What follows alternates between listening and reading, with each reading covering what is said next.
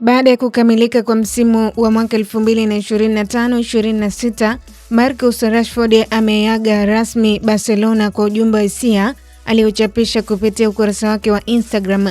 Nyota huyo wa England aliwashukuru viongozi, benchi la ufundi, wachezaji na wafanyakazi wa klabu na mashabiki kwa kumpokea vizuri katika kipindi chote alichokuwa Nou Camp. Rashford alisema atabeba kumbukumbu nyingi nzuri kutoka kwa Barcelona na akaitakia klabu hiyo pamoja na mashabiki wake mafanikio katika msimu ujao. Barcelona nao walijibu kwa ujumbe wa heshima kwake wakisema asante kwa kila kitu Rashford, daima utabaki kuwa mmoja wetu, jambo lililoonyesha uhusiano mzuri kati ya mchezaji huyo na mabingwa hao wa Hispania.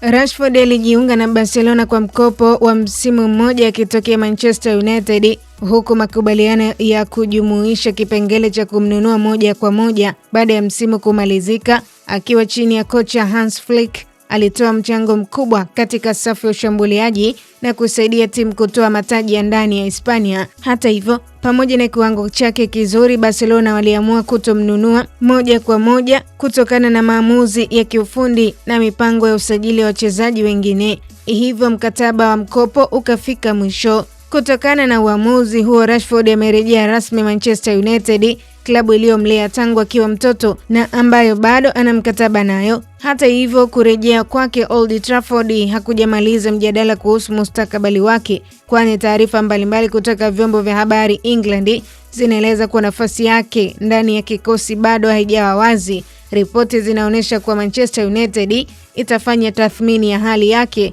kabla ya kuamua kama ataendelea kuwa sehemu ya kikosi au kama atasikiliza ofa kutoka klabu nyingine katika dirisha hili la usajili. Kwa upande wa Rashford, ujumbe wake wa kuaga umeonyesha kuwa ameondoka Barcelona bila tofauti yoyote. Kwa sasa macho ya mashabiki wa soka yanaelekezwa Manchester United kuona kitakachofuata kwa mshambuliaji huyo mwenye umri wa miaka 28.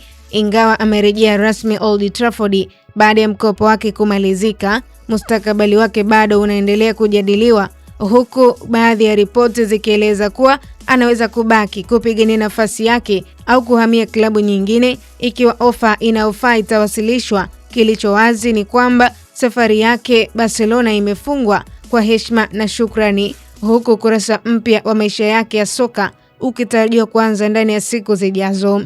Kwa update zaidi za kimichezo kimataifa, endelea kutufuatilia kwenye mitandao ya kijamii Instagram, Facebook, X, tufollow kama Kasako Media. Usisahau kusubscribe na ubonyeze alama ya kengele kwenye YouTube channel yetu ili uwe wa kwanza kupata taarifa mbalimbali. Jina langu naitwa Official Diaga.